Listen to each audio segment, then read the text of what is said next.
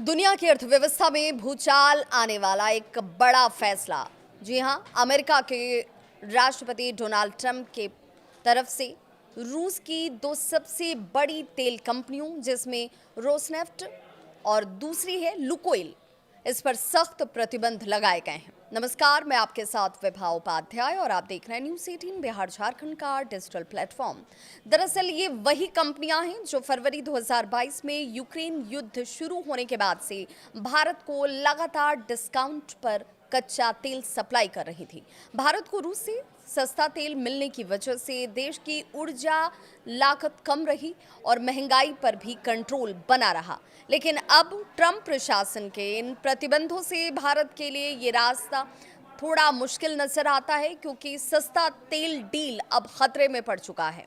America के नए प्रतिबंधों के बाद सबसे बड़ा सवाल ये कि क्या भारत अब रूस से तेल खरीद पाएगा।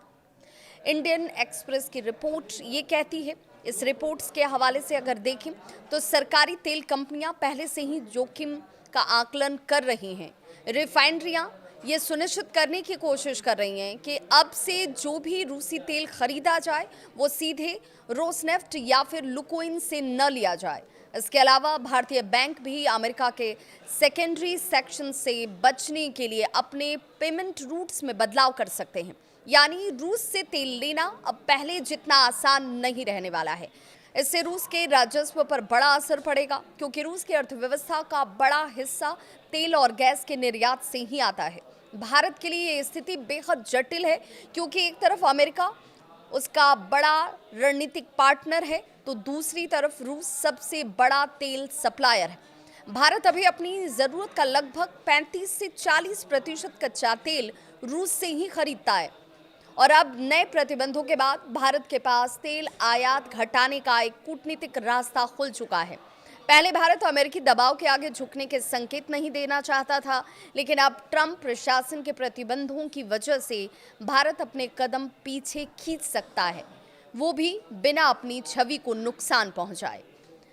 अब निगाहें टिकी हैं अगले महीने होने वाले व्लादिमीर पुतिन की भारत यात्रा पर, जहां पर रक्षा, व्यापार और ऊर्जा साझेदारी पर नई बातें तय होनी हैं। वहीं दूसरी तरफ अमेरिका के साथ नई ट्रेड डील लगभग फाइनल है, जिससे भारत पर लगने वाला 25% अतिरिक्त टैरिफ घटकर सिर्फ 15 से 16% तक आने की उम्मीद है। यानी भारत अब रूस से थोड़ा दूरी बनाकर अमेरिका के साथ अपना आर्थिक रिश्ता मजबूत कर सकता है। अब सबसे बड़ा सवाल यही कि क्या भारत रूस से तेल खरीदना जारी रखेगा या फिर ट्रंप प्रशासन के इन नए फैसलों के बाद नई दिशा में कदम बढ़ाएगा। ऊर्जा, राजनीति और कूटनीति, इन तीनों के संगम पर खड़ा भारत अब एक बार फिर बैलेंसिंग एक्ट खेलने को मजबूर है। इस खबर पर आपकी क्या है राय, जरूर साझा करें।